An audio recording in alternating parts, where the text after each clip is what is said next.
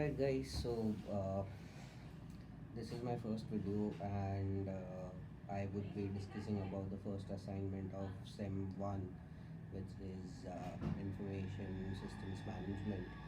So, basically, what I would do over here is I would be explaining how can you complete your assignments in a quicker way so that you don't have to waste most of your time on flipping of pages and searching on net. So the first question of ISM is with regards to about the cloud, about the cloud. So how do we go about this?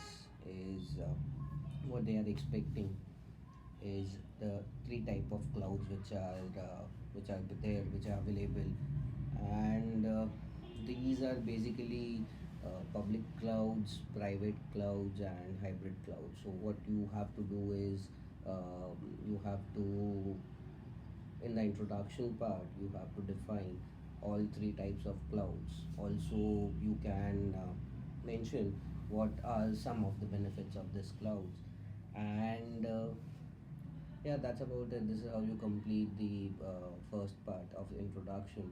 The second part is about the concept.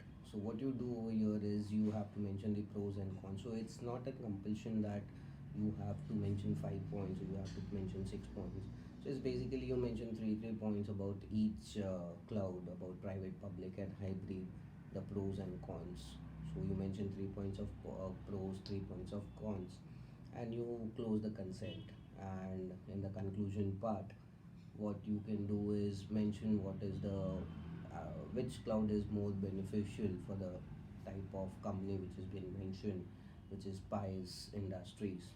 And that's about it. This is how you complete your first question. Going forward to the second question, it's about cybercrime. So in this, what is expected is you uh, remove what are the details. It basically is asking for two type of examples of an organization which has got affected because of cybercrime. So initially in the introduction part, you mentioned what is cybercrime, how does it affect the company, and you mention all the details which you can easily get on the net. So you search for cybercrimes definition and how does it happen. So these are basically computer to computer hacking, which happens, and people get access to admin rights, and they manipulate stuff. So this is what you can elaborate on in the introduction part. Moving to the concept, what you'll have to do is you'll have to search on net about cyber crimes which has happened in India in 2009. So for the entire year, you might get some details, some of the other details. Now, how do we write in this? Basically, you pick up a company and you research and you see what is being mentioned, what has happened, and then you pick up points that this is what that you can mention over there. Yeah, what you can do is, suppose for example, you search for SBI. So SBI was affected.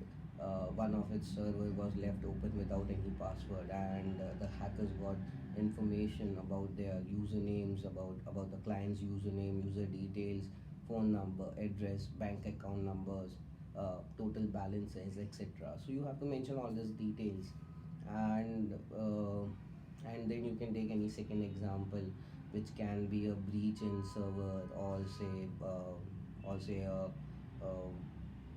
identity theft or anything. So this is what you can get easily on net. You just have to search for cyber crimes reported in 2019 in India, and you will get the entire page which says which basically defines that this company had so much of uh, this is what has happened basically. And in the conclusion, yes, you can mention the precautions that a company can take uh, with regards to cyber crime. So basically, you need to have dual factor authentications, or you need to you need to have a proper security systems, or you can have an antivirus which is definitely installed into the server. And this is how you can mention the conclusion part of how you can save yourself from cybercrime. Moving to the third question, third A and third B. So this is basically about the ERP system, and in the ERP system, what can be done is, for the first part, mention what's define what's ERP. In the concept, you can write benefits, so you can pick up 6 points, 5 to 6 points, and uh, you can you can mention, say, 60 to 70 words for every point. And in the conclusion, you can write why it is beneficial for the company. And moving to the third part, to the third question, part B. So in this, you have to mention what challenges and a company would face while implementing the ERP. So there are various challenges which a company would face, that is moving from old process to new process, and integration of old processes into new process. User friendly, it is not user friendly. So there are a number of challenges which a company would face while implementing ERP.